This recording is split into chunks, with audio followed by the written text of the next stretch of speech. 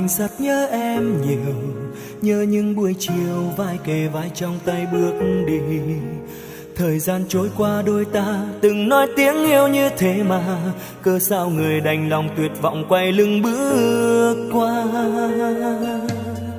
Không giống như mộng ôm niềm đau anh giữ trong lòng, cô nén chua cay khi nhìn em nay đã đổi thay. Lời yêu thương trao hôm qua không thể đổi thay như thế mà, em xa đi bên ai lãng quên đi câu ước thề. Dù sao thật tâm thì anh vẫn một lòng yêu em, và khung trời yêu tình ta dệt nên đã xóa nhòa. Thà anh đớn đau vẫn hơn để em chịu cay đắng, thà là đường tình cho riêng một mình thương đã.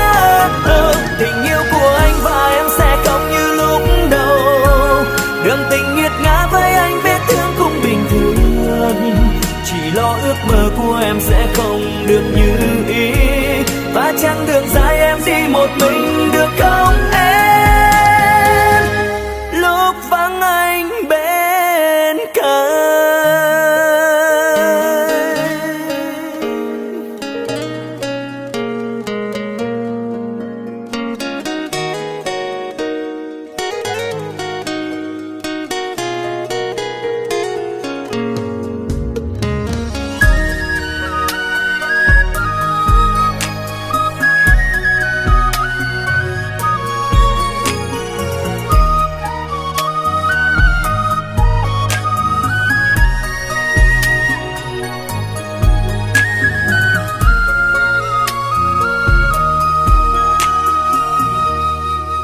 Anh nhớ em nhiều, thật lòng anh rất nhớ em nhiều, nhớ những buổi chiều vai kề vai trong tay bước đi.